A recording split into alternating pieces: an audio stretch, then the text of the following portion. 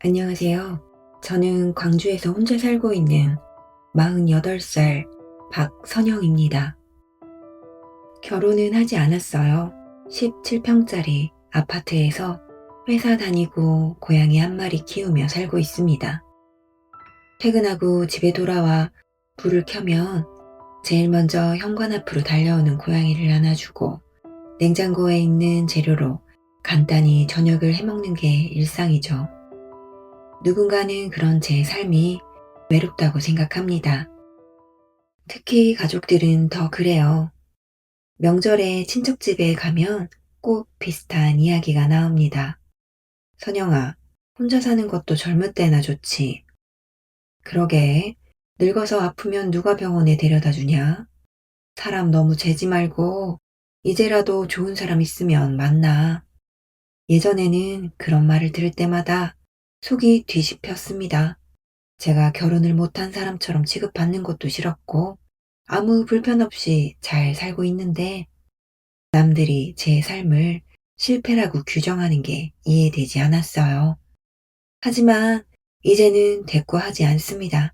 네, 뭐 좋은 사람 있으면요. 그 정도로 넘기죠. 사실 제가 제일 힘든 건 친척들의 말이 아닙니다. 제 삶을 누구보다 불쌍하게 보는 사람이 바로 2살 많은 친언니라는 점이에요. 언니 이름은 박선희입니다.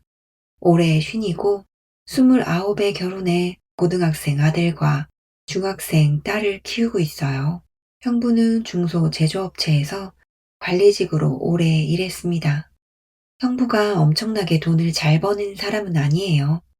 그렇지만 제가 보기에는 참 성실한 사람입니다. 한 직장에서 거의 20년을 버텼고 아침 일찍 출근해서 늦게 들어오는 날도 많았어요. 명절에 만나면 늘 부모님 선물도 챙겼고 조카들 학원비나 생활비가 밀렸다는 얘기도 들어본 적이 없습니다. 그런데 언니 입에서 나오는 형부 이야기는 늘 다르죠. 한 번은 가족끼리 갈비를 먹으러 갔는데 언니가 옆 테이블 여자가 든 가방을 한참 바라보더니 말했습니다. 저거 봤어? 저거 방 400 넘을걸? 제가 대수롭지 않게 고개를 뒤집으며 말했어요. 그런가 보네. 그러자 언니가 한숨부터 쉬었습니다. 나는 결혼하고 제대로 된 명품 가방 하나 못 받아봤잖아. 맞은편에 있던 형부가 젓가락을 멈췄습니다. 갑자기 그 얘기가 왜 나와? 그냥 그렇다고. 남들은 남편이 결혼기념일에 하나씩 사준다는데. 형부는 아무 말 없이 다시 밥을 먹었어요. 그 모습을 보는데 제가 다 민망했습니다. 언니는 형부가 듣고 있다는 걸 분명히 알면서도 멈추지 않았죠. 수진이 남편은 작년에 차도 바꿔줬대. 이번에는 가족끼리 괌 갔다 왔다더라. 형부가 조용히 말했습니다. 우리도 애들 시험 끝나면 근교라도 다녀오자고 했잖아. 근교랑 괌이 같아? 언니는 정말 서운하다는 얼굴을 했습니다. 형부가 무슨 큰 잘못을 저지른 사람처럼요. 결국 그날도 언니의 마지막 말은 똑같았습니다. 내가 남편 복이 없지. 저는 그 말을 들을 때마다 이상했습니다. 형부가 버는 돈으로 내 식구가 먹고 살고 아파트 대출 갚고 아이들 학원비를 내고 생활비를 감당하고 있었거든요. 오히려 언니가 따로 경제활동을 하는 건 아니었습니다. 그런데도 언니는 자신이 돈 때문에 힘든 이유를 늘 형부의 능력 부족에서 찾았어요. 제가 언니에게 대놓고 뭐라고 한 적은 없습니다. 언니는 지적을 굉장히 싫어하거든요. 남이 자신을 부러워하거나 칭찬하는 건 좋아하지만 조금이라도 자신이 잘못했다는 말을 들으면 표정부터 달라집니다. 예전에 제가 아주 조심스럽게 이런 말을 한 적이 있어요. 언니도 시간 좀 되면 파트타임이라도 해보는 건 어때? 언니 얼굴이 바로 굳었습니다. 너 지금 나 놀고 먹는다고 생각해?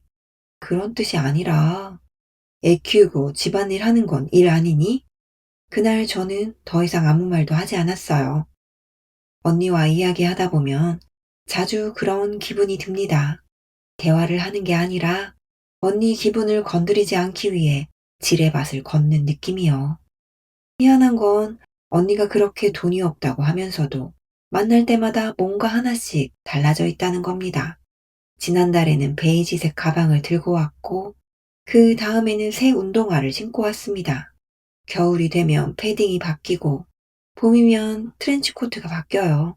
머리도 한 달 반에 한 번은 꼭 염색하죠. 손톱에도 늘 네일이 되어 있습니다. 비싼 명품을 사는 건 아니에요. 3만 원, 5만 원, 7만 원짜리들이 대부분입니다. 그런데 저는 그게 오히려 더 무서워 보였습니다. 한 번에 100만 원을 쓰면 본인도 큰 돈을 썼다는 걸 알 텐데, 언니는 작은 돈을 너무 쉽게 쓰거든요. 한 번은 언니가 새 블라우스를 자랑하며 말했어요. 이거 얼마짜리 같아? 글쎄, 원래 12만 9천 원인데 내가 5만 9천 원에 샀어. 그러더니 정말 뿌듯한 표정으로 덧붙였습니다. 7만 원 번 거지. 저는 웃음이 나올 뻔했지만 참았어요. 안 샀으면 5만 9천 원 남는 거 아니야? 제가 장난스럽게 말했더니 언니 표정이 바로 굳었습니다. 그렇게 생각하면 평생 아무것도 못 사.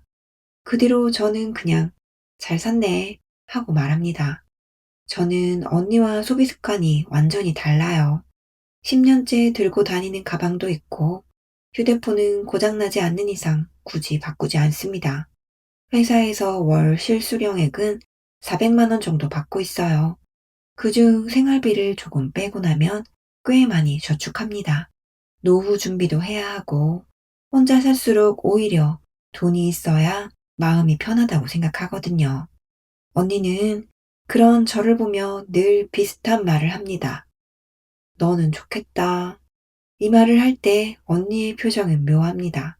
진짜 부럽다는 건지, 빈정대는 건지 구분하기 어려워요. 애도 없고 남편도 없으니까 너가 번 돈 다 너 쓰잖아. 나도 생활비 쓰고 저축하지. 그게 그거지. 애 둘 키워봐. 돈이 어디로 사라지는지도 몰라. 처음에는 그 말을 들으면 저도 왠지 미안했습니다. 제가 아이를 키워본 적이 없으니까요.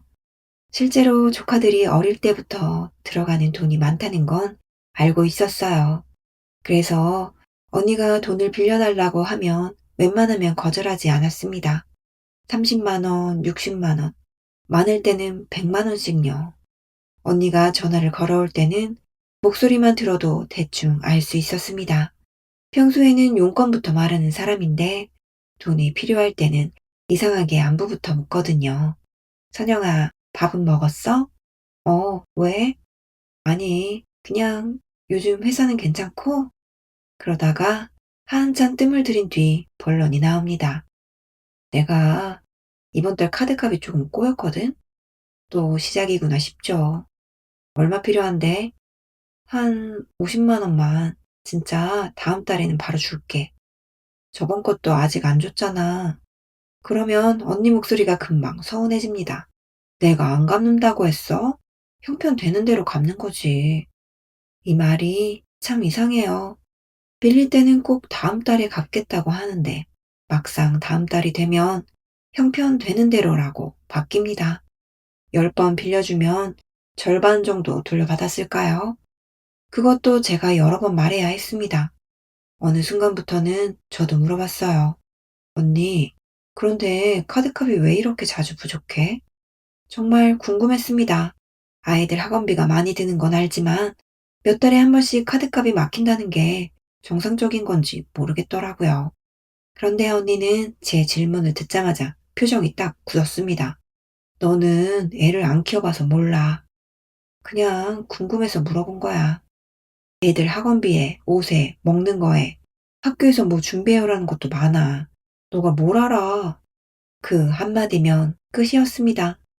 제가 결혼하지 않았다는 사실이 언니에게는 언제나 마지막 카드였어요. 그러던 어느 날이었습니다. 퇴근하고 집에 가는데 언니에게 전화가 왔어요. 너 지금 어디야? 집 가는 중인데? 나 여기 마트야. 근처면 좀 와봐. 얼굴이나 보자. 마침 멀지 않은 곳이라 들렀습니다. 언니는 카트를 밀고 있었는데 안에는 고기 조금, 우유, 과일, 세제, 냉동만두 정도가 들어있었어요. 제가 보기에는 평범한 장복이었습니다. 계산대에 물건을 올려놓았고 금액은 11만 8천 원 정도 나왔습니다. 그런데 언니가 카드를 내밀며 아무렇지 않게 말했어요. 3개월 할부요. 저는 순간 제가 잘못 들었나 싶었습니다. 계산원이 다시 확인했습니다. 11만 8천 원 3개월 맞으세요? 네. 언니는 정말 아무렇지 않았습니다. 마트 밖으로 나오면서 제가 결국 물었어요. 언니, 장 본 것도 할부해? 언니는 비닐봉지를 제 손에 하나 건네며 말했습니다. 무이자인데 뭐 어때? 그래도 생활비잖아. 카드는 원래 나눠 쓰라고 있는 거야. 제가 잠깐 망설이다 물었습니다. 언니, 통장에 돈 없어? 그 순간 언니 걸음이 딱 멈췄습니다. 너 왜 갑자기 사람 취조해? 취조가 아니라 11만 원인데 할부로 사니까 좀 놀라서 그렇지. 너 돈 좀 모았다고 사람 무시하는 버릇 생겼니? 저는 더 이상 아무 말도 하지 않았습니다. 그런데 주차장으로 걸어가면서 자꾸 언니 손이 눈에 들어왔어요. 얼마 전에 바꿨다던 최신 휴대폰이 들려 있었습니다. 손톱에는 새로운 반짝이는 네일이 있었고요. 장복이 11만 원은 3개월에 나눠내면서 저 휴대폰과 네일은 어떻게 결제했을까? 그런 생각이 들었습니다.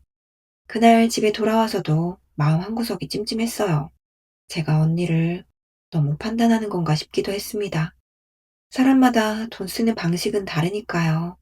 하지만 이상하게도 그 장면이 자꾸 생각났습니다. 그리고 사흘 뒤였습니다. 퇴근해서 막 현관문을 열고 있는데 언니에게서 전화가 왔습니다. 평소와 목소리가 완전히 달랐어요. 들떠있고 숨도 조금 가팠습니다. 선영아, 왜? 나 드디어 찾은 것 같아. 뭘? 언니가 웃으면서 말했습니다. 내가 할 일. 저는 그 말을 듣고 처음에는 반가웠습니다. 드디어 언니가 뭔가 일을 시작하려나 싶었습니다. 그런데 이어진 말은 전혀 예상하지 못한 것이었습니다. 나 인플루언서 할 거야. 저는 잠시 아무 말도 못했습니다. 그리고 언니는 아주 신난 목소리로 덧붙였어요. 근데 시작하려면 400만 원이 필요해. 언니가 인플루언서를 해보겠다고 했을 때 저는 처음부터 비웃지는 않았어요. 오히려 잘 됐다는 생각이 먼저 들었습니다. 언니는 결혼하고 아이를 낳은 뒤로 거의 계속 전업주부로 지냈죠. 아이들이 어릴 때야 손이 많이 갔지만 이제는 둘 다 중학생, 고등학생이니 언니에게도 자기 시간을 쓸 여유가 조금은 생긴 상태였습니다. 무엇보다 언니가 늘 돈 때문에 스트레스 받는다고 했기 때문에 무슨 일이든 자기 이름으로 돈을 벌어보겠다고 나서는 게 나쁘게 보이지는 않았어요. 며칠 뒤 언니가 저를 카페로 불렀습니다. 평소 같으면 만나자마자 형부 흉부터 봤을 텐데 그날은 자리에 앉자마자 태블릿부터 꺼내더라고요. 선영아, 이것 좀 봐봐. 화면에는 라빌의 크리에이터 아카데미라는 이름이 크게 떠 있었습니다.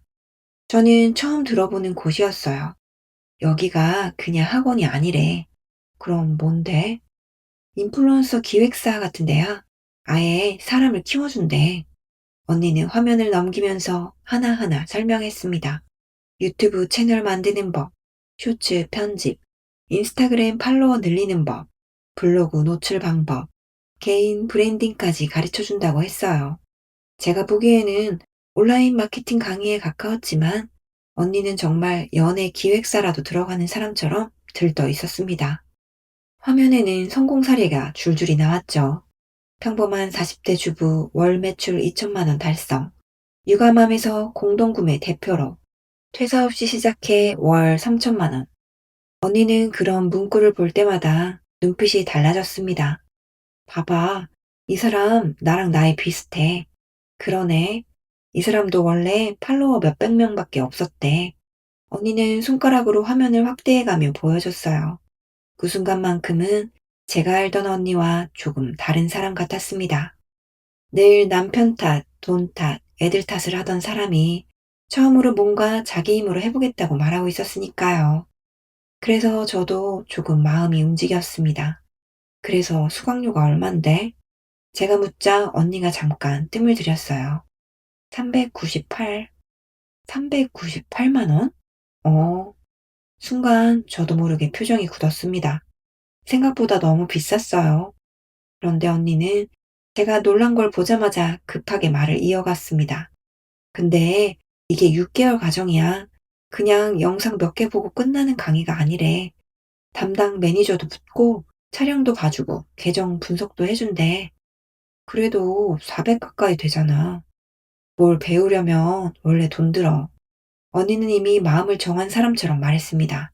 그래서 제가 조심스럽게 물었어요. 언니, 그 돈은 있어? 그 질문에 언니 표정이 잠깐 굳었습니다. 방금 전까지 반짝이던 눈빛이 사라지고 입술이 얇아졌어요. 돈 있으면 너한테 이런 얘기 했겠니? 저는 그 말을 듣는 순간 알았습니다. 결국 저한테 돈을 빌리려고 불렀구나 싶었죠. 솔직히 조금 허탈했습니다. 또 돈이구나. 그런데 이번에는 예전과 달랐어요. 카드값이 모자라다거나 생활비가 부족하다는 이유가 아니라 돈을 벌기 위한 시작이라니까 저도 쉽게 거절하기가 어려웠습니다. 언니가 커피잔을 만지작거리다가 낮은 목소리로 말했어요. 나도 이제 진짜 내 돈 벌고 싶어. 제가 언니를 쳐다봤습니다. 맨날 남편한테 생활비 더 달라고 말하는 것도 싫고 너한테 돈 빌리는 것도 싫어. 그 말이 이상하게 마음에 걸렸어요. 언니가 그런 말을 한 건 처음이었거든요. 평소에는 돈이 부족하면 늘 형부가 못 벌어서 그렇다고 했습니다. 그런데 그날만큼은 자기 입으로 경제적으로 독립하고 싶다는 말을 했어요. 나도 친구들 만나서 남편 카드 눈치 안 보고 내가 번 돈으로 밥 사고 싶어. 언니는 웃으면서 말했지만 눈에는 묘한 서러움 같은 게 있었습니다. 그 모습을 보니까 저도 마음이 약해졌죠. 결국 저는 그 자리에서 400만 원을 보내줬습니다. 휴대폰으로 이체하고 나니 언니가 제 화면을 힐끗 보더니 활짝 웃었어요. 진짜 고마워. 언니, 대신 이건 그냥 주는 돈이 아니야. 알아. 진짜 벌면 나부터 갚아. 당연하지. 내가 첫 수익 나면 너부터 갚지. 그때는 정말 믿었습니다. 이번만큼은 다를 수도 있겠다고 생각했어요. 그리고 처음 2달 정도는 실제로 언니가 달라져 보였습니다. 아침 일찍 일어나 화장을 하고 영상을 찍었고 거실 한쪽에 작은 촬영 공간도 만들었어요. 삼각대 하나 세우고 조명도 켜놓았습니다. 언니에게서 영상이 하나씩 올라오기 시작했습니다. 50대 동안 메이크업, 만원대 옷으로 단정하게 입는 법, 주부도 꾸미면 달라져요. 처음에는 영상을 보는 게 제가 다 민망했어요. 말투도 평소와 달랐고 카메라 앞에서 웃는 표정도 조금 어색했습니다. 그래도 열심히 하는 건 느껴졌어요. 한 번은 저한테 영상 링크를 보내더니 바로 전화가 왔습니다. 봤어? 어때? 제가 잠깐 망설이다 말했어요. 말할 때 너무 빨라. 그래? 그리고 카메라를 자꾸 옆으로 봐. 언니는 예전 같으면 기분 나빠했을 텐데, 그날은 메모까지 하는 것 같았습니다. 아, 시선 처리? 알았어. 그 모습을 보면서 저도 괜히 뿌듯했어요. 언니가 뭔가 배우려고 애쓰는 모습 자체가 낯설면서도 좋았습니다. 조회수가 조금씩 올라가면 언니는 꼭 캡처해서 보내왔습니다. 소영아, 어제 180이었는데 오늘 327이야. 오, 많이 올랐네. 그치. 강사가 꾸준히 하면 알고리즘 탄대. 팔로워가 10명 늘었을 때도 언니는 좋아했습니다. 한 명 한 명 숫자가 올라가는 걸 보면서 진짜 자기 일이 생긴 사람처럼 들떠 있었어요. 저도 그때는 별 의심이 없었습니다. 그런데 석 달쯤 지나면서 언니가 조금 다른 이야기를 하기 시작했어요. 어느 날 언니 집에 갔는데 현관 앞에 처음 보는 상자가 몇 개 놓여 있었습니다. 이게 뭐야? 제품? 무슨 제품? 언니가 박스를 뜯으며 웃었습니다. 이제 나도 판매 시작해. 안에는 스킨, 앰플, 크림 같은 화장품이 들어있었어요. 제가 하나를 들어보았습니다. 처음 보는 브랜드였습니다. 이걸 언니가 파는 거야? 어, 회사에서 만든 제품이래. 언니 말로는 이제부터 콘텐츠만 올리는 게 아니라 판매까지 연결해야 진짜 수익이 난다고 했어요. 소비자가 10만 원인 제품을 일정 수량 이상 사면 훨씬 싸게 공급받을 수 있고 언니가 직접 팔면 차액이 수익으로 남는 구조라고 했습니다. 듣기만 하면 간단했죠. 문제는 언니가 물건을 먼저 사야 한다는 것이었습니다. 얼마어치 샀는데? 이번에는 300 정도? 제가 순간 말문이 막혔어요. 300만 원? 근데 대량으로 사야 단가가 떨어져. 아니, 언니가 먼저 팔아보고 잘 팔리면 더 사면 되는 거 아니야? 언니가 답답하다는 표정으로 저를 봤습니다. 너는 직장인이라 사업을 몰라. 그 말이 조금 거슬렸지만 참았어요. 그래도 재고 남으면 어떡해. 안 남아. 내가 다 팔면 되지. 언니는 너무 자신만만했습니다. 그런데 그 물건들은 생각만큼 팔리지 않았어요. 한 달 뒤 다시 갔더니 박스가 그대로 있었습니다. 2달 뒤에는 오히려 더 늘어나 있었죠. 처음에는 거실 한쪽에만 있던 박스가 조카 수아방까지 밀려나와 있었습니다. 수아가 방문을 열다가 박스에 걸려 짜증을 냈어요. 엄마, 이것 좀 다른데 나. 며칠만 있으면 곧 빠져. 맨날 곧 빠진다며. 수아가 투덜거리며 박스를 발로 밀었습니다. 그 모습을 보는데 마음이 불편했어요. 하지만 언니는 걱정하지 않았습니다. 오히려 이번 달에는 물량을 더 받아야 한다고 했어요. 지금 멈추면 안 돼. 어느 순간 확 터진대.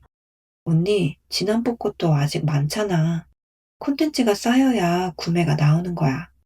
그 뒤로 언니는 촬영용 조명도 새로 사고, 무선 마이크도 사고, 배경지를 바꿨습니다. 작은 돈이 하나둘 계속 들어갔어요. 그러던 어느 날 형부에게 전화가 왔습니다. 형부가 저한테 개인적으로 전화하는 일은 거의 없었어요. 그래서 화면에 이름을 뜨는 순간부터 기분이 이상했습니다. 네, 형부. 형부는 한동안 말을 고르다가 조심스럽게 물었습니다. 처제, 혹시 언니가 처제한테 돈 빌린 거 있어? 심장이 덜컥 내려앉았습니다. 저는 바로 대답하지 못했어요. 왜요? 형부가 작게 한숨을 쉬었습니다. 요즘 카드값이 너무 많이 나와서. 그날 밤 저는 언니에게 바로 전화했습니다. 언니, 형부가 나한테 전화했어. 언니 목소리가 금방 날카로워졌습니다. 왜? 혹시 언니가 나한테 돈 빌렸냐고. 그 사람이 왜 너한테 그런 걸 물어? 카드값이 많이 나온다던데? 잠시 침묵이 흘렀습니다. 저도 더는 돌려 말하고 싶지 않았어요. 언니, 지금까지 얼마 썼어? 뭘? 이거 하면서 언니는 한참 대답하지 않았습니다. 그러더니 작게 말했어요. 한 1,500? 저는 순간 숫자를 잘못 들은 줄 알았습니다. 뭐? 1,500만 원? 강의료도 있고, 제품 산 것도 있고, 장비랑 이것저것 하면. 그럼 번 건? 언니가 아무 말도 하지 않았어요. 언니, 지금까지 실제로 번 돈이 얼마냐고. 한참 뒤 언니가 낮은 목소리로 말했습니다. 아직 정산할 단계는 아니지. 그 말을 듣는데 속이 서늘했습니다. 시작한 지 벌써 반년 가까이 됐는데 번 돈은 거의 없고 들어간 돈만 1,500만 원이 넘는다는 얘기였어요. 저는 그날 처음으로 단호하게 말했습니다. 언니, 이제 멈춰야 하는 거 아니야? 그런데 언니는 의외로 화를 내지 않았습니다. 오히려 짧게 웃었어요. 선영아, 왜? 내가 왜 안 되는지 알아냈어. 저는 무슨 홍보 방식이 문제였다는 이야기를 할 줄 알았습니다. 그런데 언니가 한 말은 전혀 달랐어요. 내가 너무 아줌마 같아. 뭐? 카메라로 보면 더 심해. 얼굴도 처져 보이고, 코도 퍼져 보이고. 저는 순간 할 말을 잃었습니다. 그게 지금 무슨 상관이야? 언니는 정말 진지했어요. 요즘 누가 이런 얼굴 보고 화장품을 사고 싶겠어. 그때 처음 알았습니다. 언니가 실패의 원인을 전혀 다른 곳에서 찾고 있다는 걸요. 그리고 한 달쯤 뒤였습니다. 언니를 만났는데 눈이 퉁퉁 부어 있었습니다. 제가 깜짝 놀라 물었어요. 언니, 눈 왜 그래? 언니는 선글라스를 살짝 내리더니 웃었습니다. 나 쌍꺼풀 했어. 저는 그 자리에서 한동안 아무 말도 못했습니다. 언니가 쌍꺼풀 수술을 했다고 했을 때만 해도 저는 크게 걱정하지 않았어요. 요즘은 주변에서도 많이 하는 수술이고, 언니도 오래전부터 눈이 처져 보인다는 말을 자주 했으니까요.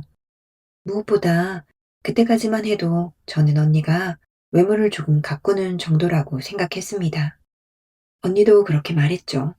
이 정도는 투자야. 화면에 얼굴이 잘 나와야 사람들이 보지.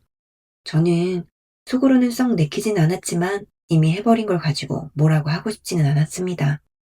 그런데 한 달쯤 지나 언니를 다시 봤을 때 코 모양이 달라져 있었어요. 처음에는 화장법을 바꾼 줄 알았습니다. 그런데 가까이서 보니 콧대가 훨씬 높아져 있었고 꽃에는 아직 미세하게 붓기가 남아 있었죠. 제가 놀라서 물었습니다. 언니, 코도 했어? 언니는 별일 아니라는 듯 웃었어요. 어때? 자연스럽지? 언제 했는데? 몇 주 전에. 나한테는 왜 말 안 했어? 그러자 언니가 피식 웃었습니다. 내 얼굴인데 내가 하지. 너 허락 맡아야 돼? 말은 장난처럼 했지만 저는 그 말 속에 경계심이 섞여 있다는 걸 느꼈어요. 제가 돈 이야기를 할까봐 먼저 벽을 세우는 느낌이었습니다. 그 뒤로는 변화 속도가 더 빨라졌어요. 리프팅 상담을 받았다고 했다가 며칠 뒤에는 예약까지 했다고 했고 복부 지방 흡입을 알아본다는 말도 했습니다. 어느 날은 피부과에서 고주파 시술을 받고 왔다며 얼굴이 벌겋게 달아오른 채로 저를 만나기도 했죠. 제가 결국 물었어요. 언니, 솔직히 말해봐. 이거 다 얼마 들어? 언니는 휴대폰 화면만 내려다봤습니다. 뭐가? 수술이랑 시술이랑 다 한꺼번에 낸 건 아니야. 그럼 카드도 하고 할부도 하고 다 방법이 있지. 그 말을 듣는 순간 이상하게 등골이 서늘했습니다. 돈이 있는 사람이 방법이 있다고 하면 자산을 굴리거나 여유 자금을 쓰는 걸 생각할 텐데 돈이 없는 언니가 그렇게 말하니 전혀 다르게 들렸어요. 그건 돈이 있다는 뜻이 아니라 어떻게든 끌어다 쓸 구멍을 찾았다는 뜻처럼 들렸습니다. 며칠 뒤 저는 언니 집에 들렸어요. 현관문을 열자마자 발밑에 택배 상자가 걸렸습니다. 아, 조심해. 그거 제품이야. 언니가 안쪽에서 소리쳤어요. 거실은 제가 기억하던 집이 아니었습니다. 소파 옆에는 링 조명이 세워져 있었고 삼각대 두 개가 벽에 기대어 있었어요. 식탁은 밥 먹는 곳이 아니라 화장품 진열대처럼 변해 있었습니다. 크림, 앰플, 미스트, 팩이 종류별로 놓여 있었고 바닥에는 아직 뜯지도 않은 박스들이 쌓여 있었죠. 언니, 이거 아직도 이렇게 많아? 제가 묻자 언니는 대수롭지 않게 대답했습니다. 이건 새로 받은 거야. 그럼 지난번 거는? 거기. 언니가 베란다 쪽을 가리켰어요. 문을 열어보니 상자가 또 있었습니다. 그제야 저는 말문이 막혔어요.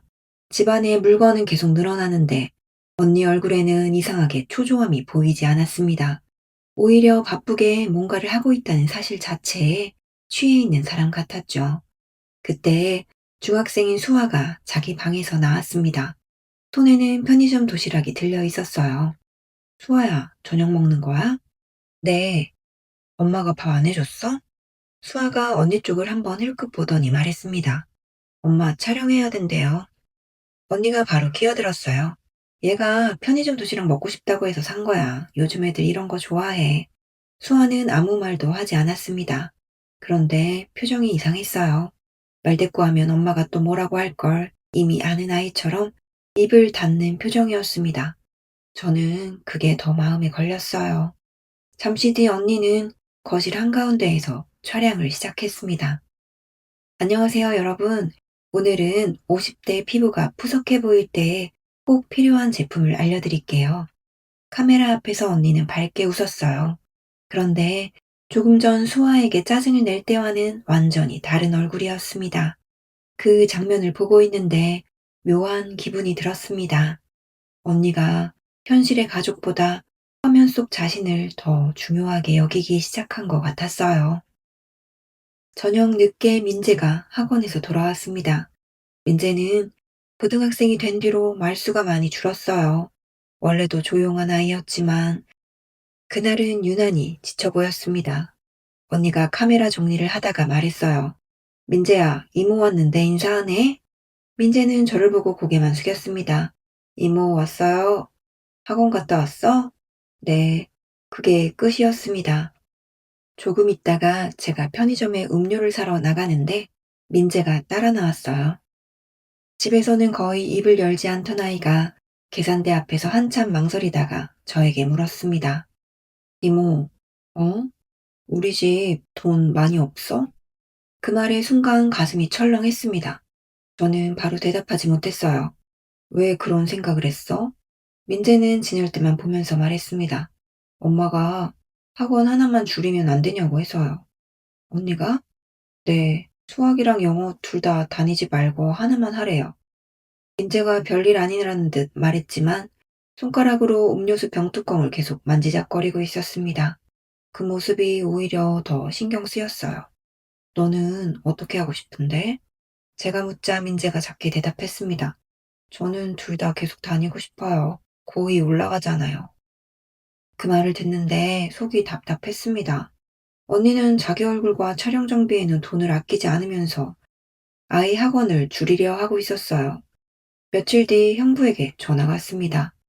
형부는 원래 가족 모임에서도 필요한 말만 하고 조용히 있는 편이죠.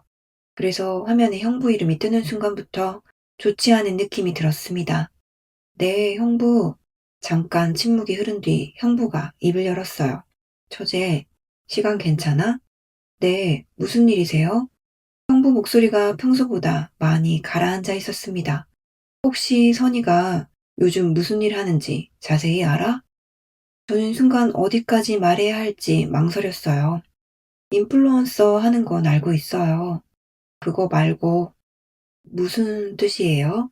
형부가 깊게 한숨을 쉬었습니다. 대출이 몇 개가 잡혀 있어서 저는 아무 말도 못했습니다. 며칠 뒤 형부를 직접 만났어요. 형부 얼굴은 몇 달 전보다 눈에 띄게 상해 있었습니다. 눈밑이 꺼져 있었고 말하기 전에 자꾸 입술을 깨물었어요. 형부는 휴대폰 화면을 저에게 보여줬습니다. 카드론 1,800만 원, 현금 서비스, 저축은행 대출, 캐피탈 대출.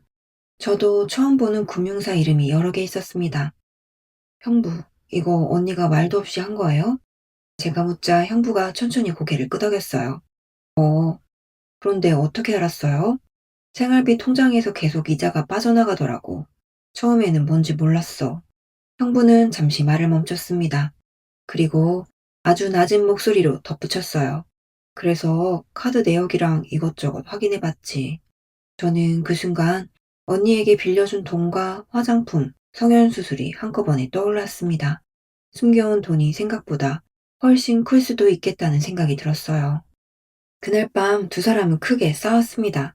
언니가 저에게 전화를 잘못 건 건지 아니면 일부러 제게 들으라고 한 건지는 아직도 모르겠어요. 수화기 너머로 형부 목소리가 들렸습니다. 도대체 얼마를 빌린 거야? 언니도 소리를 질렀어요. 내가 놀고 먹으려고 썼어? 돈 벌려고 한 거잖아. 돈을 벌었어?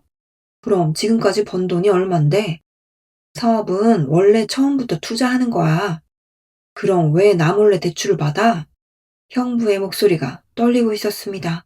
화가 나서라기보다 믿었던 사람이 전혀 다른 사람처럼 느껴져서 무너지는 목소리였어요.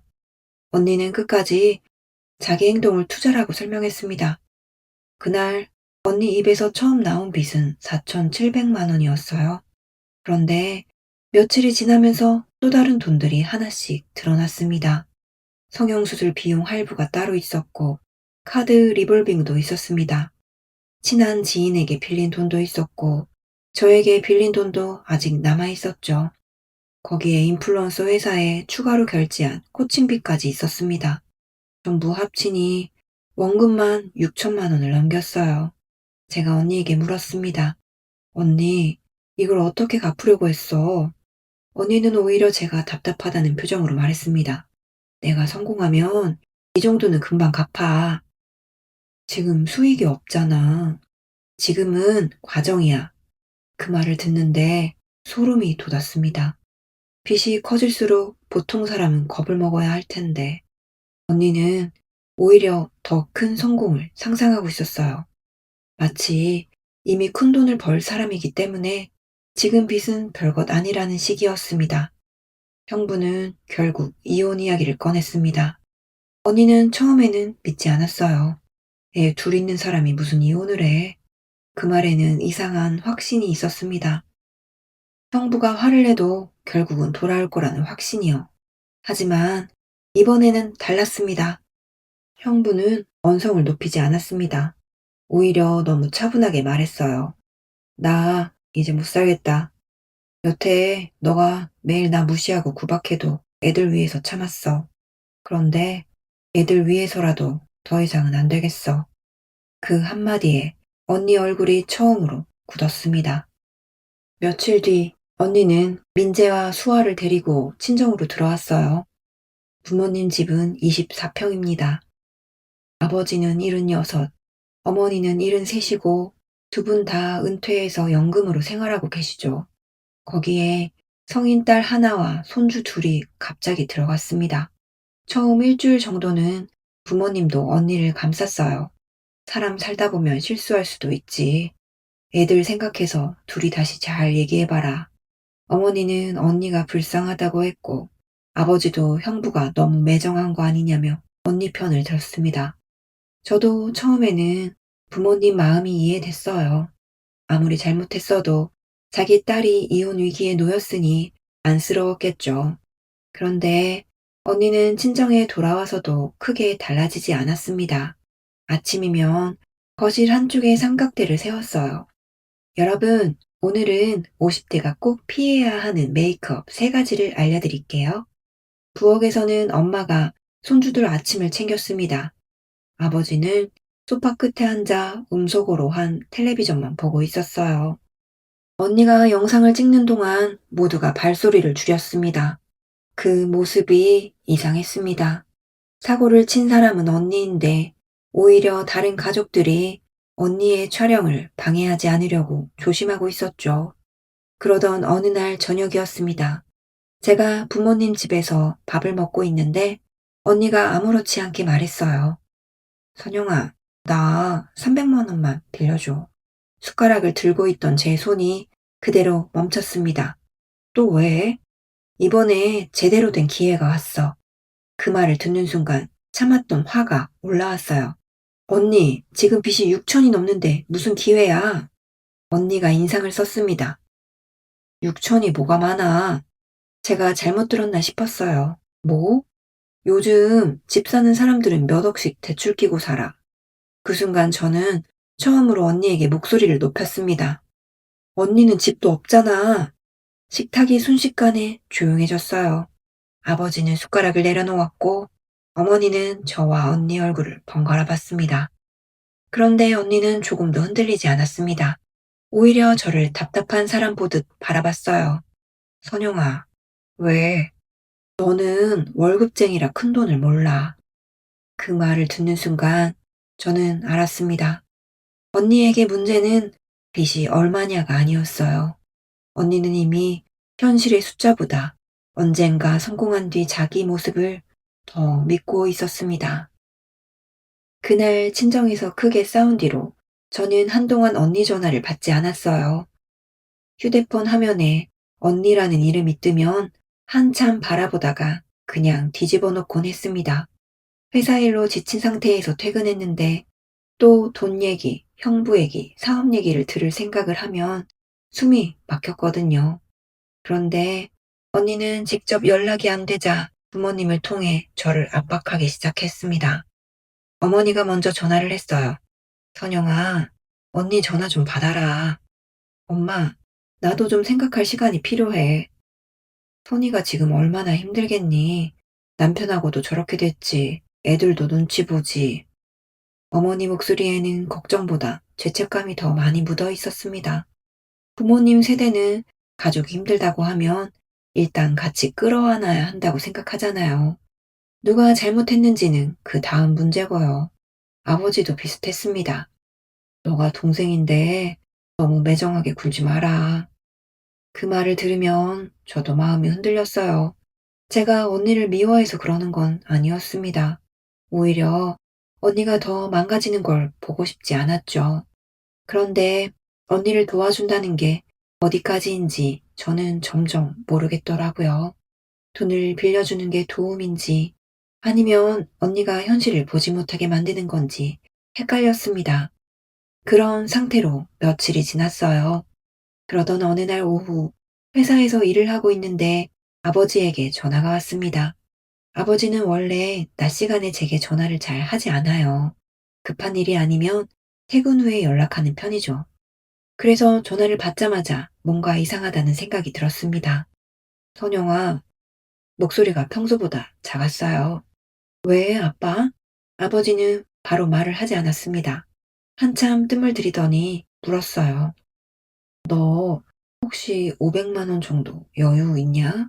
그 말을 듣는 순간 가슴이 철렁했습니다. 왜? 또 침묵이 이어졌어요.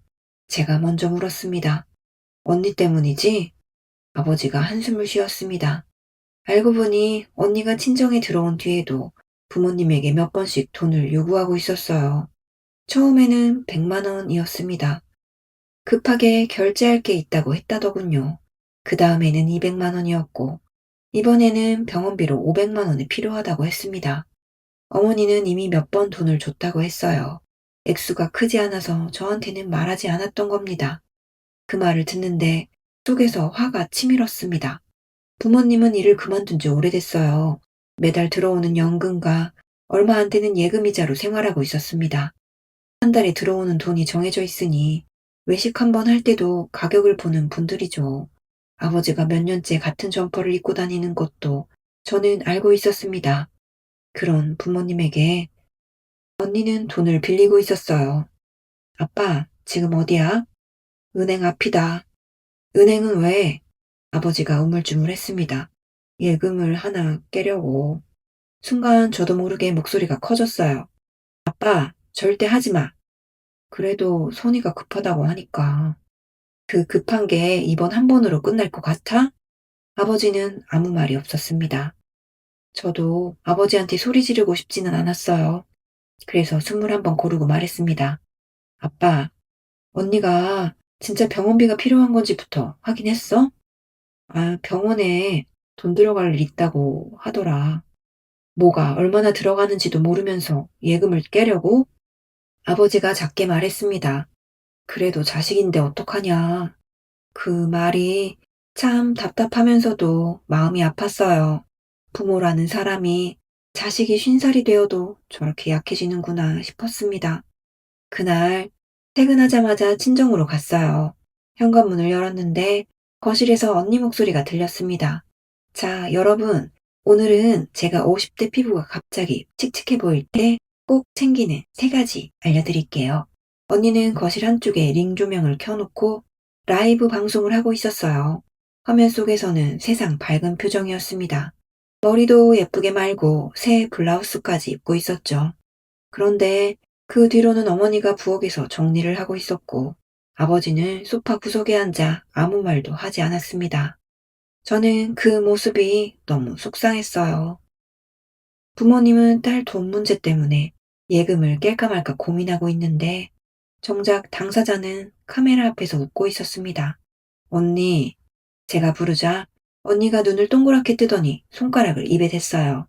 조용히 하라는 뜻이었습니다. 저는 그냥 언니 앞까지 걸어갔습니다. 방송 꺼. 언니 얼굴이 굳었습니다. 야, 지금 너 뭐 하는 거야? 방송부터 꺼. 나 지금 사람들 보고 있잖아. 그러니까 꺼. 언니는 한동안 저를 노려보다가 결국 방송을 종료했습니다. 휴대폰을 내려놓자마자 목소리가 날카로워졌어요. 너 미쳤어? 남의 방송을 왜 방해해? 저도 참지 않았습니다. 아빠 예금 깨라고 했어? 언니 눈빛이 순간 흔들렸어요. 누가 그래? 그게 중요해? 내가 빌렸다가 갚는다니까. 뭘로 갚아? 언니가 입술을 꾹 다물었습니다. 수익 나면 언제? 곧. 언니가 말하는 곧이 대체 언제인데? 제 목소리가 점점 높아졌어요. 지금까지 수익이 얼마나 났는데? 언니는 대답하지 않았습니다. 그날 저는 아예 작정하고 노트북을 들고 갔어요. 그동안 제가 알고 있던 돈을 하나씩 적기 시작했습니다. 카드론, 캐피탈 대출, 리볼빙, 성형외과 할부, 화장품 구매 대금, 지인에게 빌린 돈, 저에게 빌린 돈, 추가 코칭비, 거기에 이자까지 계산했죠. 정확한 숫자를 다 알 수는 없었지만 현재 상태로 갚아야 할 돈을 대략 계산해 보니 1억에 가까웠습니다. 제가 계산기를 두드리는 동안 언니는 자꾸 팔짱을 꼈다, 풀었다 했어요. 표정은 태연한 척 했지만 손가락 끝이 계속 움직이고 있었습니다. 어머니가 들여다보다가 얼굴이 하얗게 질렸어요. 선이야, 이게 진짜냐? 언니는 한참 모니터를 보다가 이렇게 말했습니다. 이자까지 다 넣으니까 많아 보이는 거지. 저는 정말 기가 막혀서 헛웃음이 나왔습니다. 언니, 이자는 돈 아니야? 아니, 내 말은 원금만 보면 그렇게까지 큰 돈은 아니라는 거지. 그 말을 듣고 아버지도 언니를 쳐다봤습니다. 언니는 오히려 우리가 이상하다는 표정이었어요. 요즘 1억이 무슨 큰 돈이라 그래? 저는 처음에 잘못 들은 줄 알았습니다. 뭐? 서울 집값 평균이 10 몇 억씩 하잖아. 사업하는 사람들은 대출 1억, 2억씩 다 받아. 언니는 정말 진심으로 그렇게 생각하고 있었습니다. 저는 갑자기 궁금해졌어요. 언니, 통장에 지금 현금 얼마 있어? 언니가 눈썹을 찌푸렸습니다. 갑자기 그건 왜 물어? 얼마 있냐고. 대답이 없었습니다. 300 있어? 언니 시선이 슬쩍 옆으로 갔어요. 100은? 여전히 말이 없었습니다. 그 침묵이 답이었죠. 저는 언니 휴대폰을 가리키면서 말했습니다. 여윳돈 300만 원이 없어서 나한테 빌려달라는 사람이 어떻게 1억을 작은 돈이라고 해? 언니 얼굴이 빨개졌습니다. 너 지금 나 무시하니? 내가 언니를 무시하는 게 아니야. 저도 숨을 크게 쉬었습니다. 언니가 돈을 무시하고 있잖아. 그러자 언니가 갑자기 자리에서 벌떡 일어났어요. 됐어. 너는 평생 월급이나 받으면서 살아. 뭐? 큰 돈을 벌어본 적도 없으면서 아는 척하지 마. 언니는 지금 큰 돈을 번 게 아니라 큰 빚을 만든 거잖아. 그 말이 언니 자존심을 제대로 건드린 모양입니다. 언니는 얼굴을 붉힌 채 소리쳤어요. 내가 성공하면 너부터 입 다물게 해줄 거야. 그때 방문이 열렸습니다. 민재가 서 있었어요. 평소 같으면 어른들 싸움에 끼어들지도 않고 자기 방에 들어가 있는 아이였습니다. 그런데 그날은 달랐습니다. 엄마는 맨날 성공, 성공 그 말밖에 몰라? 언니가 굳었어요. 민재야, 너 방에 들어가. 싫어. 민재 목소리가 떨리고 있었습니다. 아이 눈에는 눈물이 차 있었어요. 나 학원 끊었잖아. 그건 잠깐만 그런 거야. 수아도 영어학원 그만뒀어. 엄마 돈 벌면 다시 보내준다니까? 그러자 민재가 참았던 걸 터뜨리듯 말했습니다. 나는 엄마가 돈 안 벌어도 돼. 순간 거실이 조용해졌어요. 민재는 울음을 참으면서 말을 이어갔습니다. 그냥 빚만 더 안 만들면 안 돼? 언니 얼굴이 굳었습니다. 저도 그 말을 듣는 순간 가슴이 철렁했어요.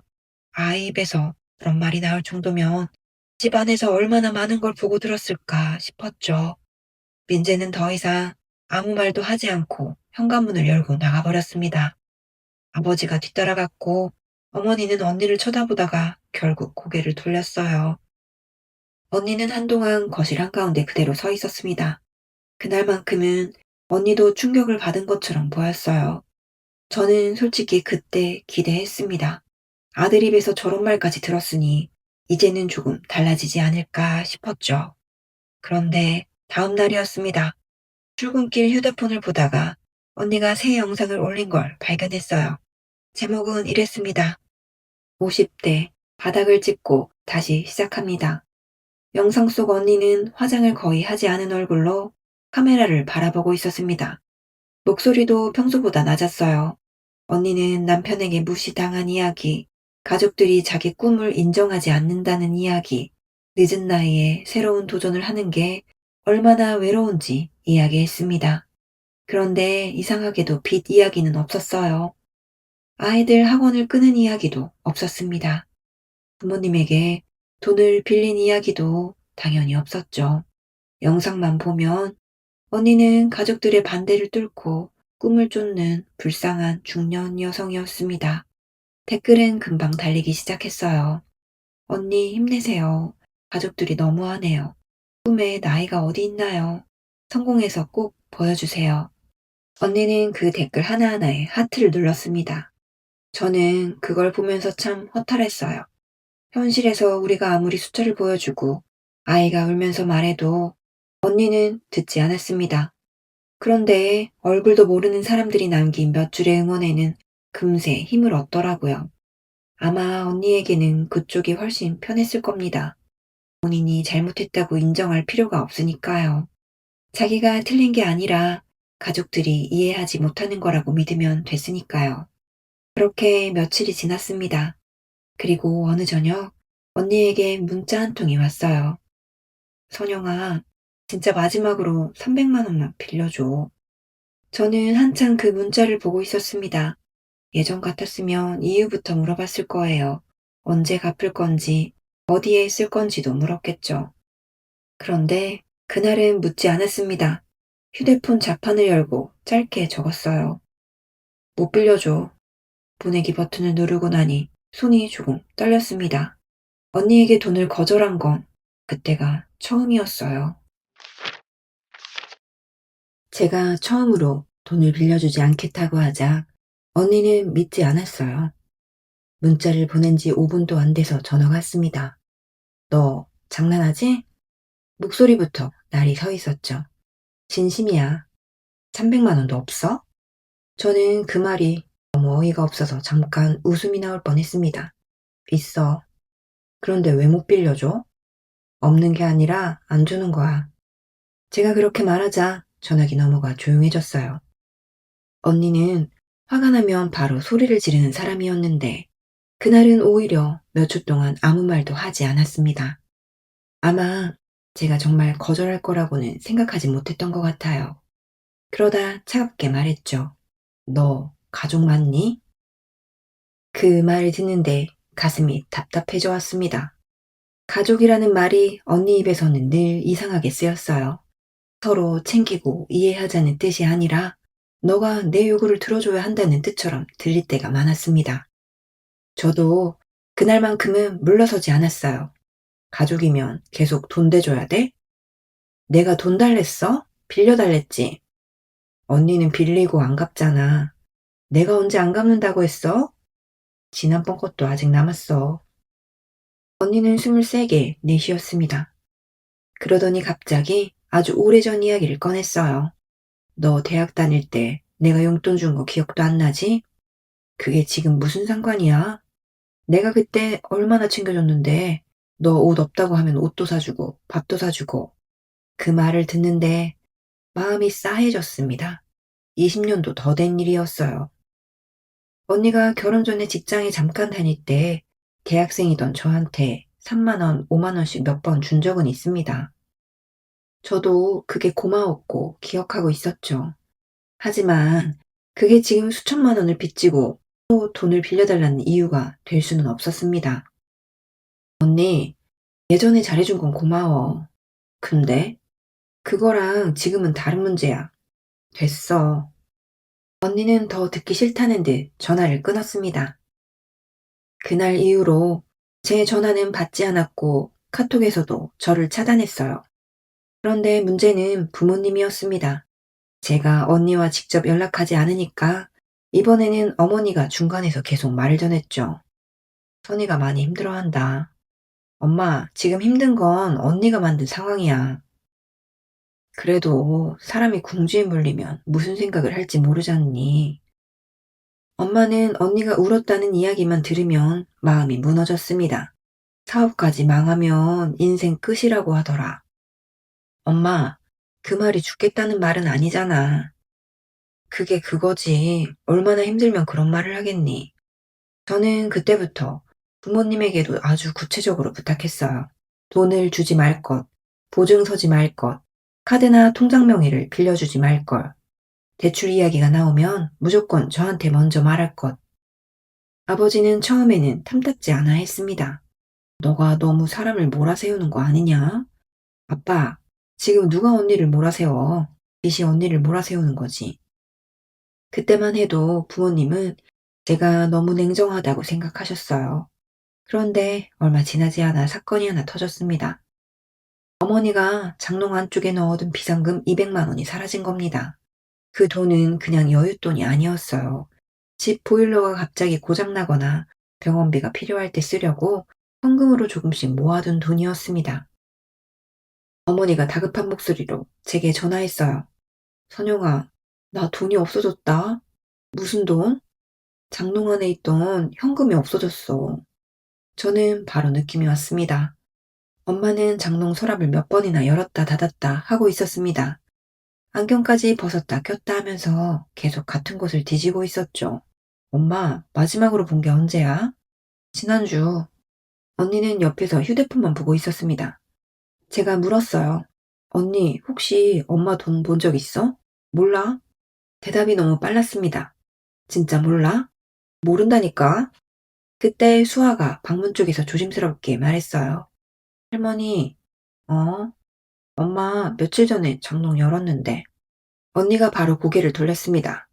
수아야. 그 한마디에 아이 얼굴이 굳었어요. 그런데 이미 늦었습니다. 어머니가 언니를 바라봤죠. 선이야. 언니는 한동안 입술만 깨물었습니다. 그러더니 아주 작게 말했어요. 빌린 거야. 어머니 표정이 그대로 굳었습니다. 뭐?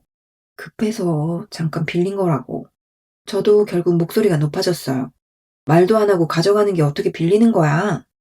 내가 나중에 다시 채워놓으려고 했어. 그럼 엄마한테는 말은 했어야지.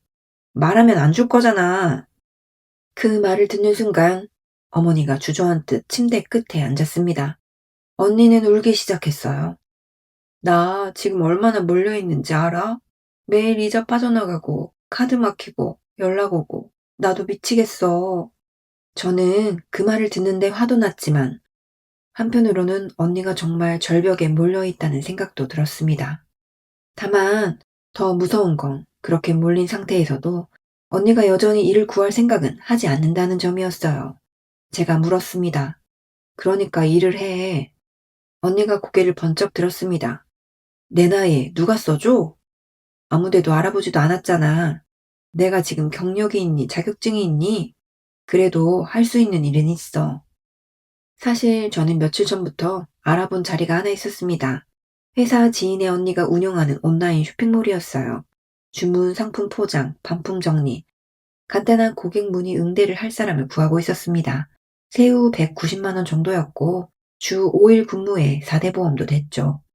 제가 언니에게 말했습니다. 자리 하나 있어. 언니가 울을 멈추고 저를 봤어요. 뭔데? 쇼핑몰인데 포장도 하고 전화 응대도 좀 하고 월급은 세후 190 정도.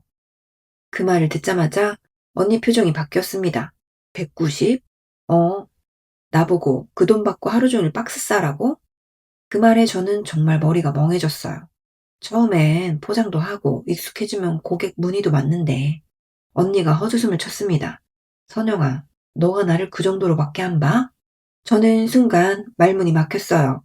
통장에 당장 쓸 300만 원도 없고 부모님 비상금까지 손대면서 월 190만 원짜리 일은 자기 수준에 안 맞는다는 거였습니다. 그럼 언니는 어느 정도 일을 해야 맞는데? 뭐? 월 190은 우습고 1억 가까운 빚은 안 무섭고 그 기준이 대체 뭐야? 언니 얼굴이 붉어졌습니다. 너 지금 사람 깔보냐? 아니, 현실을 보라는 거야. 그 순간 언니가 소파에 쿠션을 집어 저한테 던졌어요. 쿠션이 제 어깨에 맞고 바닥에 떨어졌습니다. 나가. 언니, 나가라고. 언니는 그대로 방문을 닫고 들어가 버렸습니다. 저도 더 이상 말하지 않았어요. 그날 밤 집에 돌아왔는데 민재에게 메시지가 왔습니다. 이모, 잠시 후 또 하나가 왔어요. 나 엄마랑 살기 싫어. 그 짧은 문장을 보고 저는 한참 휴대폰을 들고 있었어요. 고등학생 아이가 엄마와 살기 싫다고 말하는 데까지 얼마나 오래 참았을까 생각하니 마음이 무거워졌어요. 그 뒤로 형부와 언니 사이의 이혼 문제도 본격적으로 진행됐습니다. 형부는 아이들이 원하면 자신과 함께 살게 하고 싶다는 뜻을 분명히 했어요. 민재는 아빠와 살겠다고 했습니다. 수아도 처음에는 대답을 못하더니 결국 오빠와 같이 가고 싶다고 했죠. 언니는 그 얘기를 듣고 크게 충격을 받았습니다. 내가 너희를 어떻게 키웠는데 언니 목소리는 화가 났다기보다는 배신당한 사람처럼 떨리고 있었어요. 그동안 자신이 아이들을 위해 희생하며 살았다고 믿었기 때문인 것 같습니다. 그런데 수아가 울면서 말했습니다. 엄마, 요즘 우리 안 키우잖아. 저는 그 말을 아직도 잊지 못해요. 언니도 그대로 굳어버렸습니다. 아이들은 엄마가 자신들을 사랑하지 않는다고 말한 게 아니었어요. 다만 자신들보다 다른 걸 더 중요하게 여기고 있다고 느낀 거죠. 며칠 뒤 형부가 아이들을 데리고 갔습니다. 민재가 자기 옷을 가방에 넣고 수아가 책상 위 필통까지 챙기는 모습을 언니는 말없이 보고 있었어요. 평소 같으면 한마디라도 했을 텐데 그날은 아무 말도 하지 않았습니다. 문이 닫히고 나니 친정집이 이상할 정도로 조용해졌어요. 그 뒤로 저는 정말 돈을 한 푼도 보내지 않았습니다. 언니는 한동안 주변 사람들에게 제가 자기를 버렸다고 말했어요. 동생이라는 게 내가 힘들 때 등을 돌렸어. 어머니에게도 그렇게 말했다고 합니다. 하지만 돈이 끊기자 이상하게 언니의 생활도 조금씩 멈추기 시작했어요.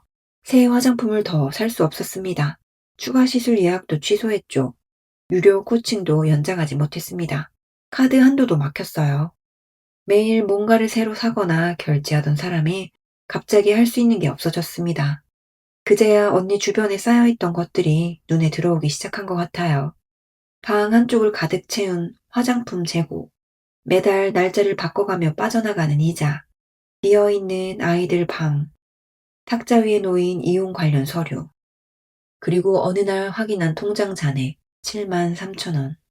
그날 밤이었습니다. 아버지에게 전화가 왔습니다. 놀란 마음에 받아봤는데 언니였습니다. 제 번호가 차단된 걸 풀기 싫어서 아버지 휴대폰을 빌렸다고 하더군요. 언니는 한동안 아무 말도 하지 않았습니다. 평소 같으면 돈이 필요하다거나 누가 자기를 힘들게 했다거나 이유부터 늘어나왔을 텐데 그날은 숨소리만 들렸어요. 그러다 아주 작은 목소리로 불렀습니다. 선영아, 또 한참 침묵이 흘렀습니다. 언니가 울음을 삼키듯 말했어요. 나 이제 어떡하지? 언니가 처음으로 나 이제 어떡하지? 라고 물었을 때 저는 바로 대답하지 못했어요. 그 말이 반갑기도 했고 한편으로는 너무 늦었다는 생각도 들었습니다. 그동안 제가 몇 번이나 멈추라고 했고 형부도 화를 냈고 아이들까지 엄마 앞에서 울었는데 언니는 그때마다 자기가 맞다고 했죠. 그런데 이제 돈을 빌릴 곳도 없고 아이들도 떠나고 빚지고 카드까지 막히고 나서야 처음으로 어떡하지라는 말을 한 겁니다. 저는 한참 있다가 말했어요. 언니, 내가 빚 갚아줄 거라고 생각하면 안 돼. 전화기 너머로 아무 대답도 없었습니다. 그래서 다시 말했죠. 돈은 안 줘. 대신 정리하는 건 도와줄게. 예전 같았으면 언니는 바로 화를 냈을 겁니다. 결국 돈은 안 준다는 거네. 가족이 그럴 수 있냐? 아마 그런 말부터 했겠죠. 그런데 그날은 이상하게 조용했습니다. 잠시 뒤 언니가 작은 목소리로 말했어요. 그래. 그 한마디가 저는 오히려 낯설었습니다. 며칠 뒤 토요일 아침에 노트북을 들고 친정으로 갔어요.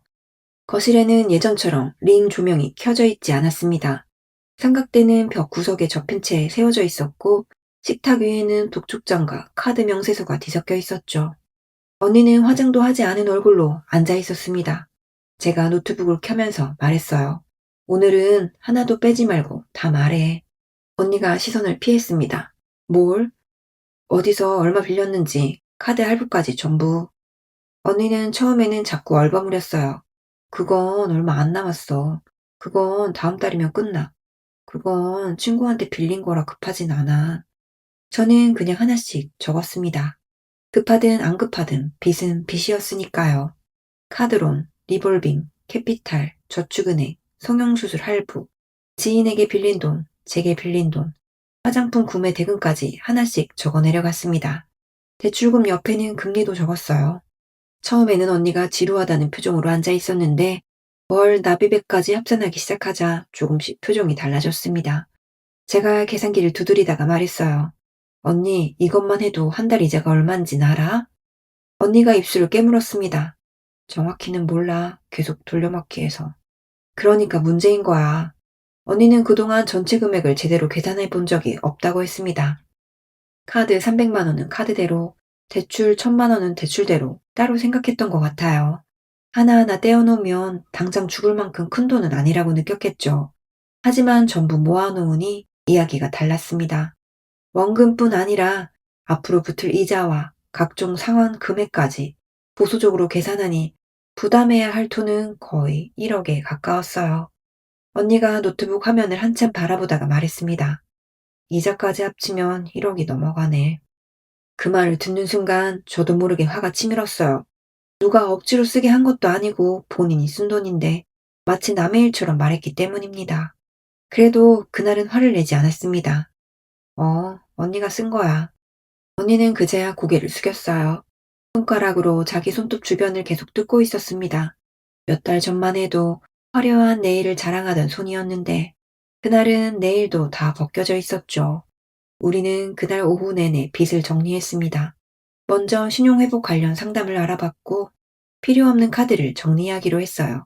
사용하지 않는 촬영 장비와 옷, 가방도 중고로 팔기로 했습니다. 가장 골칫거리는 방에 쌓여있던 화장품이었죠. 언니는 처음에는 버티려고 했습니다. 이거 나중에 팔릴 수도 있어. 언니, 유통기한 지나면 아무도 안 사. 그래도 내가 얼마 주고 산 건데. 제가 말했어요. 언니가 얼마에 샀는지는 이제 중요하지 않아. 언니가 저를 쳐다봤습니다. 지금 누가 얼마에 사줄 수 있느냐가 중요한 거야.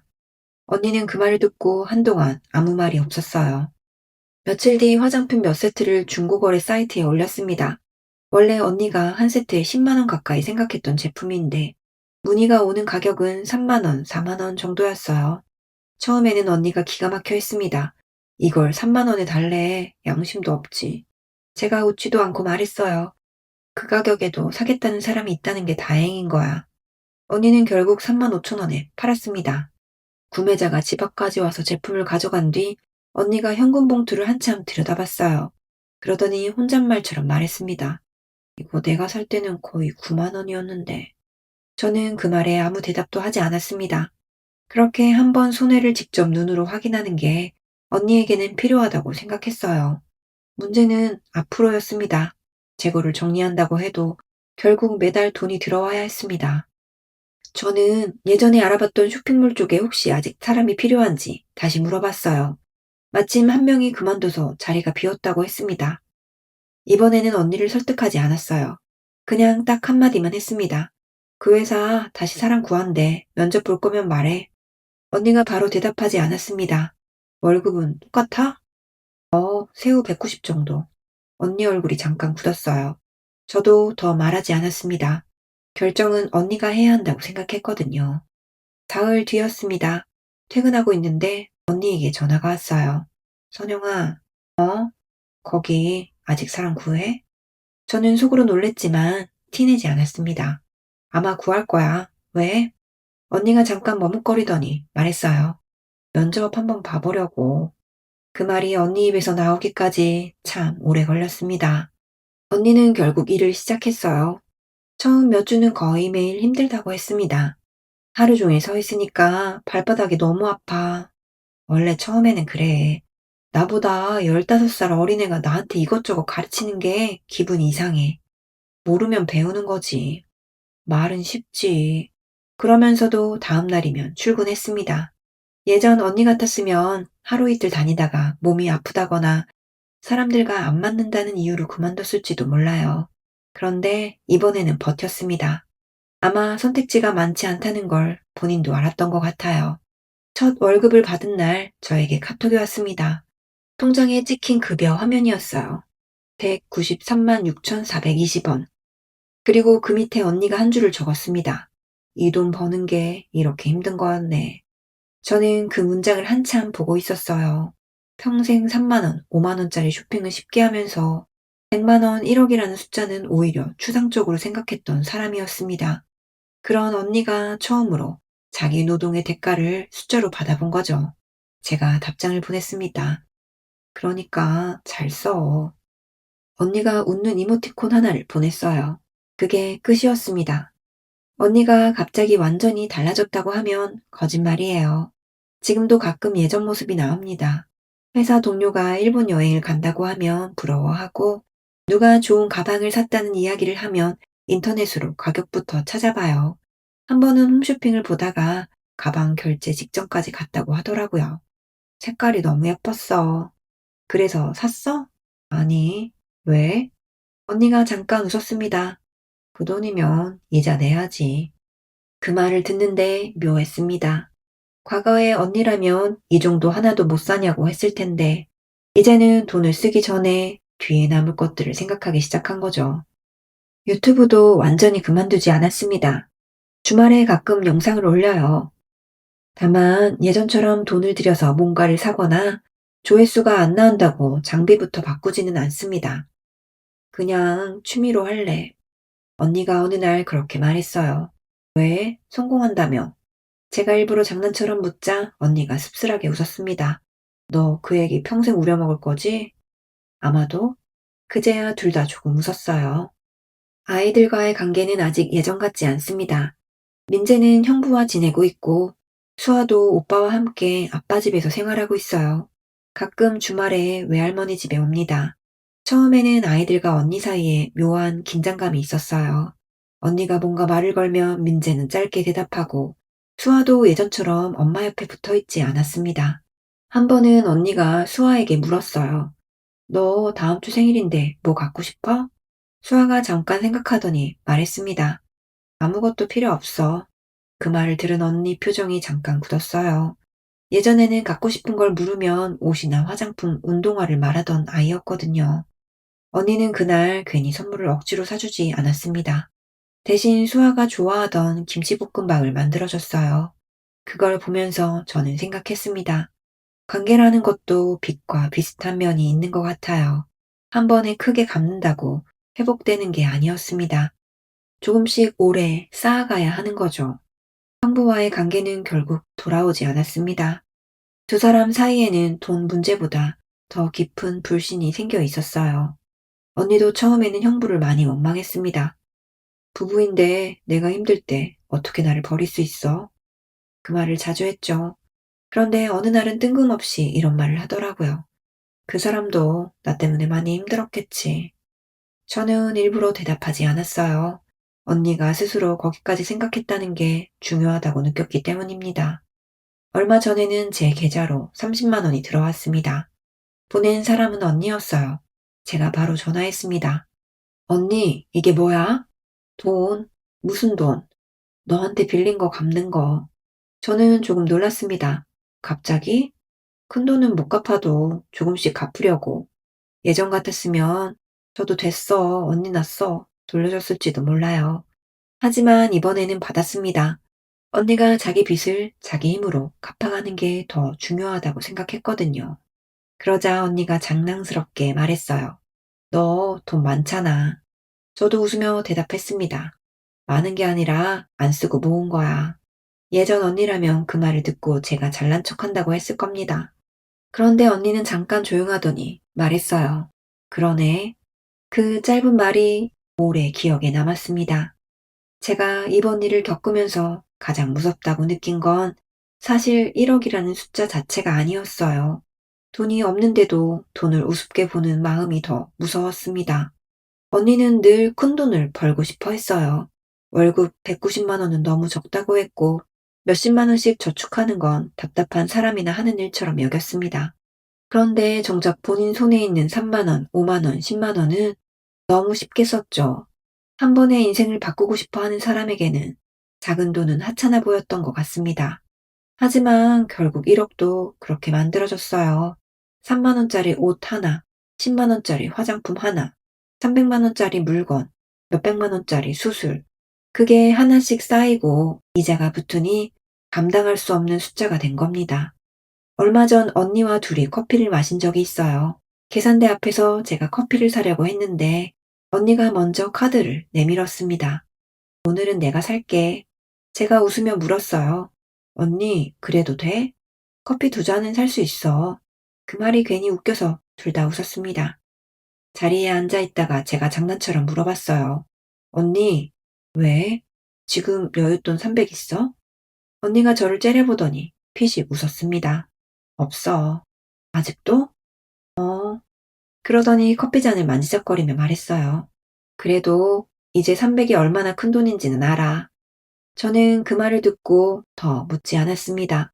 저에게는 그게 언니가 지난 몇 년 동안 한 말 중에 가장 현실적인 말처럼 들렸어요.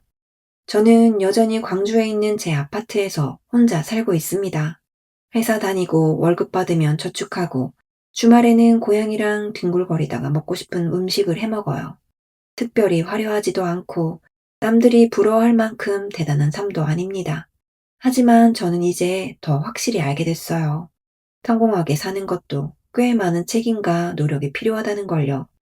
그리고 가족이라고 해서 그 사람의 선택까지 대신 책임져 줄 수는 없다는 것도 배웠습니다. 예전에는 언니가 힘들다고 하면 돈을 주는 게 돕는 거라고 생각했어요. 안 주면 제가 나쁜 동생이 되는 것 같았죠. 그런데 지금은 생각이 다릅니다. 때로는 돈을 주지 않는 것도 도움이었습니다. 대신 갚아주지 않는 것도 도움이었어요.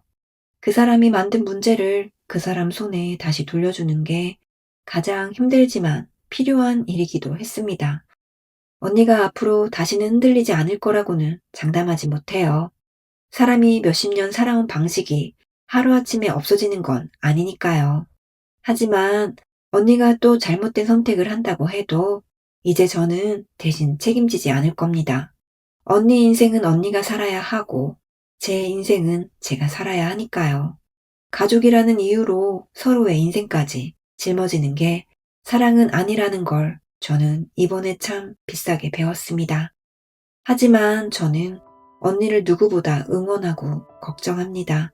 어릴 때 항상 소심했던 저를 감싸주고 응원해준 가장 가까운 사람이니까요. 언니가 행복하길 항상 마음 깊이 바라고 있습니다. 저의 긴 이야기를 들어주셔서 감사합니다.